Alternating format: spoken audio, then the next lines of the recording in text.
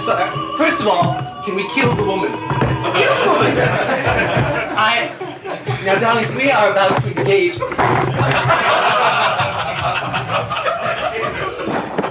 Obviously, we are not performing in a theater, we are performing in a disco in 1969. With strobe lights.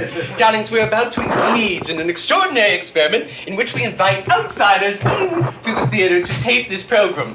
So, what you must understand is, we have a budget of 43 cents on this show. And so what you must understand is I don't have an Ed McMahon. There's no Ed McMahon up here. There's no Regis Philbert or whatever his name is.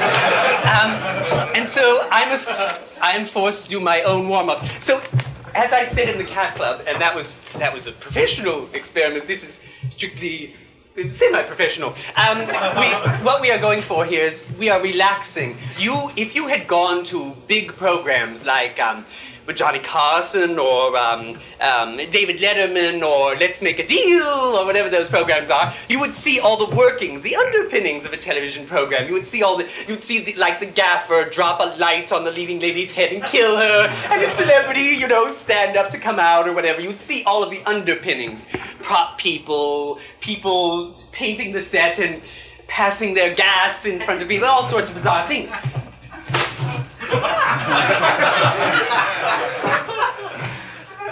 Who's responsible for this? Yes.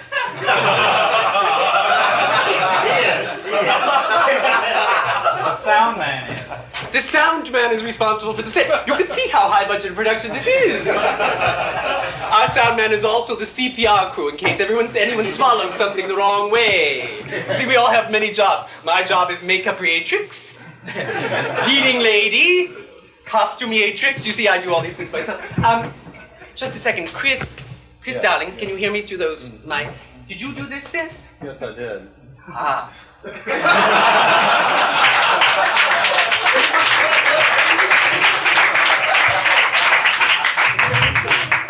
You have done one of two things in the last 24 hours. You have either studied with Salvador Dali, or you have seen Song of Bernadette, the moment when she goes off with the Blessed Virgin, that sort of thing. If you could move these back and forth, I would feel like I was in the final 5 minutes of 2001, A Space Odyssey. As you see, my life is so exciting. Here we have a script which was given to me by my invaluable assistant, Michael Goodwin, who I mention on the program all the time. It's a play strangely appropriate for Christmas. It's The Bishop's Wife's Dominatrix. I've been asked to play the lead, but I think I'll pass. Thank you so much. Now, before we begin taping, we haven't started yet, so you see this is all. Now, when we begin taping, we must have studio table manners. So, I want to hear you all laugh on cue. When I say a joke, who am I, first of all? Sybil. And what is my title here? Her Serene Highness.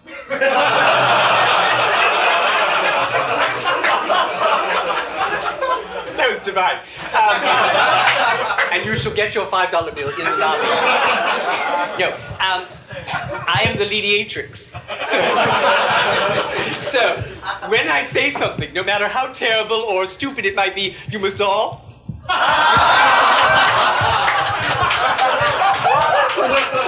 Marvelous. I really don't know why I don't run for president. Let's not just laugh, but if I say something terribly funny, as I did a few minutes ago, you must all... And if we're running out, now remember, my program is very short, so we can't spend time laughing and clapping, so when the leading lady goes like this, we stop immediately. But do it in a way that the studio home audience thinks that it's spontaneous and lovely. You can do that. Now, one other thing, now this is very important, if I were to trip on stage and fall down and cut my forehead right here, what would your reaction be?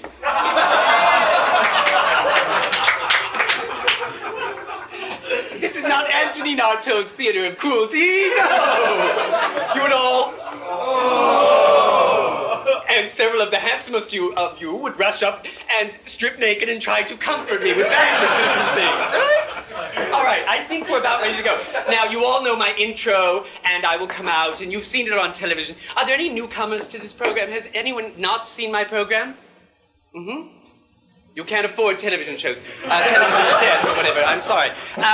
All right, now, I'm going to go out, and Michael is going to introduce me, just like we're doing the program, and you're going to pretend you've never seen me tonight, so it must be very spontaneous. It must be very, very, very trompe-l'oeil. All right? So, are we all ready? Quite a handsome audience, very lovely and so talented. And you, young man, I shall see you in my dressing room afterwards. All right, are we ready? Let's begin.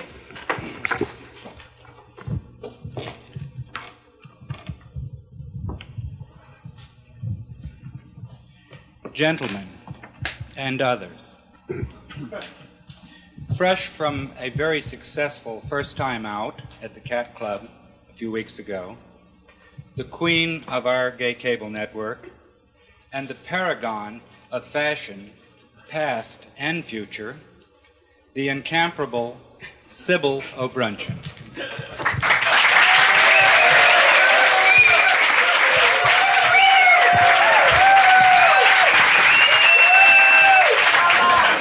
What a surprise to see you all!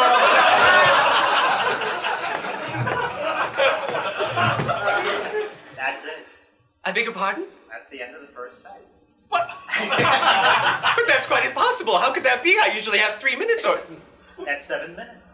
Eric, were you running the camera for that whole beginning? I wouldn't miss anything. But that's not fair! That's not fair! That's little enough time on the program. All right. Boys. A lady with her own television program. Why are these flowers blocking me?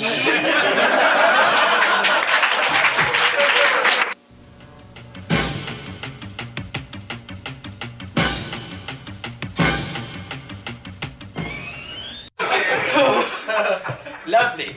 Well, here we are after my victorious tour de force at the Cat Club. Darlings, if you were there, it was quite divine. How many of my audience was there?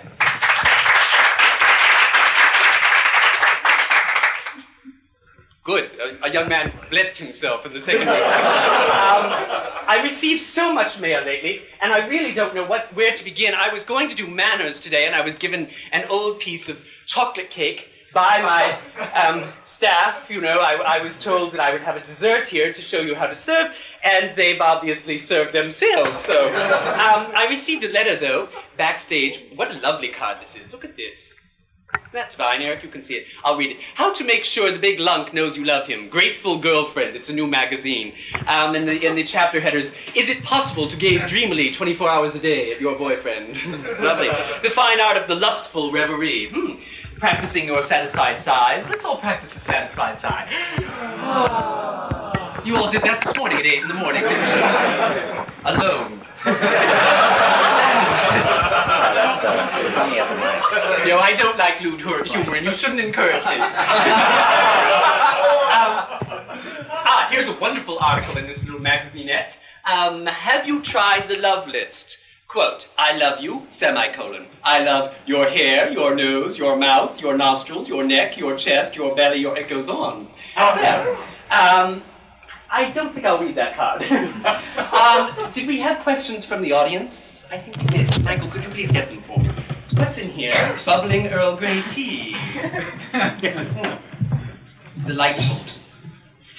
Oh, I can't wait to read what these are. When is it appropriate to wear rubber gloves? I keep getting this question. No, really.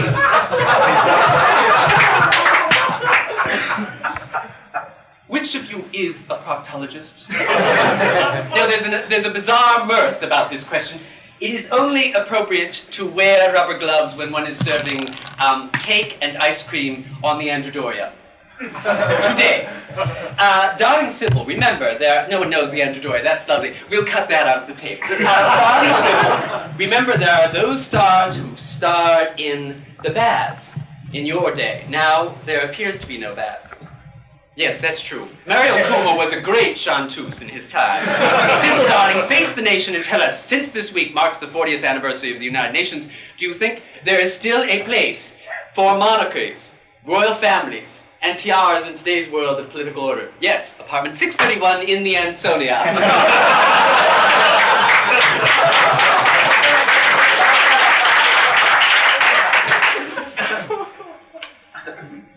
Sybil, I can't tell you how chic this theater is. Who wrote that?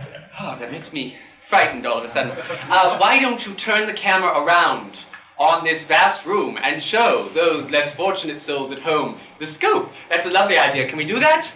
No. All right. Sybil, I should do this as the amazing Kreskin. Watercress, let's see if I'm right. Sybil, because you're the best thing on television, do you have plans to film 1 or 2 segments in Hollywood? You should, you know. Watercress was correct. Here's an interesting one. This is an amazing Kreskin question. Will my next lover be hung?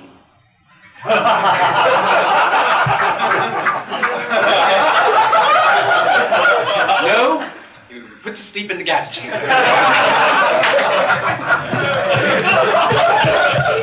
You see, this is what disturbs me. Goodness, what an attractive front row we have here. Very attractive. How do you keep used rubber gloves from smelling up the freezer? You see, it's the proctology. I don't know. Wrap them in saran wrap. Is it proper to let go on the first date? Let go of what? Really, these questions, dear SOB. Yes, yes.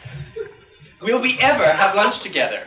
Yes, yes. Do you study the link letter technique? Love the guy with the beard. I knew it was you. All right. What's our time on commercials here? We have 30 seconds. Well, I'm not going to acknowledge that.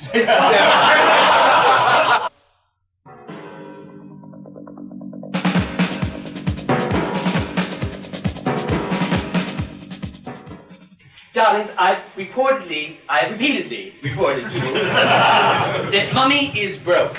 And in my closing 30 seconds of this first segment of this last program of the 3rd month of whatever, I must explain my wardrobe to you. What do I look like? Waiter. A waitress. A waitress. A waitratrix. A wait aristocrat.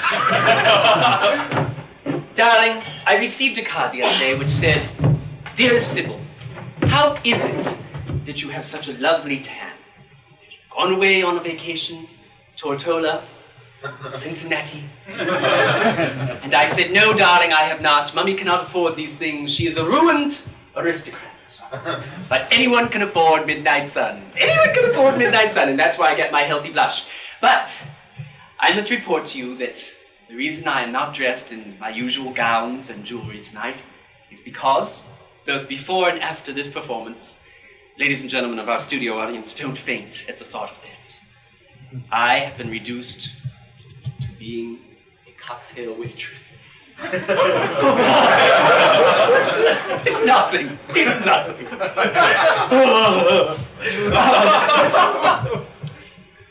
In the hopes that that will not go on much longer, especially since it's at the Dixie Lounge in Times Square. And I am the only waitress there who is not forced to wear pasties and get them going in opposite directions. We are selling, yes, laugh at my misfortune. Laugh at my misfortune. We are selling headshots. Headshots of Sybil Brunson, which will be autographed to you or your dead parent. And we're selling them in the lobby to raise some money for the Earring Relief Fund so that those more unfortunate than yourselves may have earrings. We're going to send earrings to Ethiopia, as a matter of fact.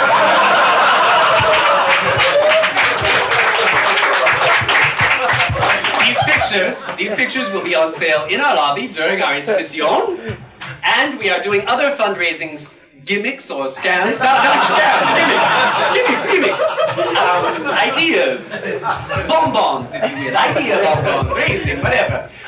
To raise money for our program.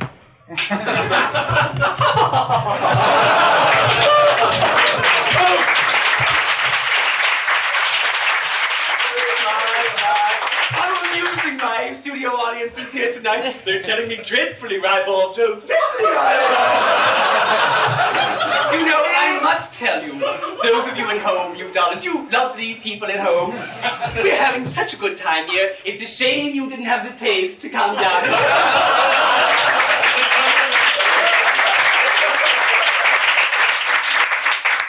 The Trumps and the Helmsleys are in our audience tonight, but that's only because we told them it was free.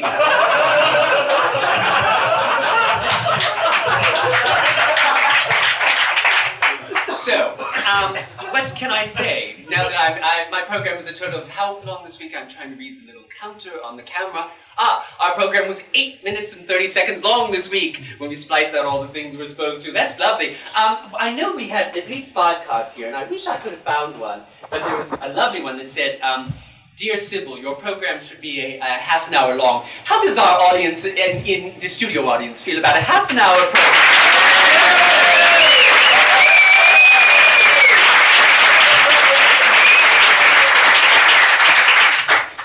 Little Mark Antony's speech and Julius Caesar. Oh, far be it from me to suggest such a thing. I am so very tired at the end of 8 minutes and 30 seconds. How could I ever give my fullest energy to my handsome audience? Oh, please don't make me perform a half an hour, will you?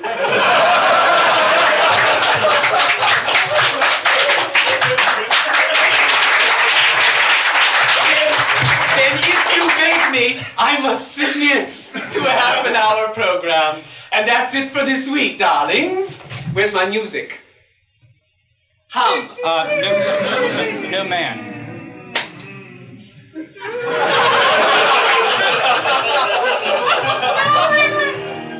This really is like performing in Stalag 17. Darlings, thank you so much for being with us tonight. I'm trying to look in the lens, but I want to look at all these attractive young faces at the Sandoval Theatre, home for the creative arts, and great productions like Hello Mamie or something. Listen, darlings, we'll be back next week, won't we, everybody? Next week.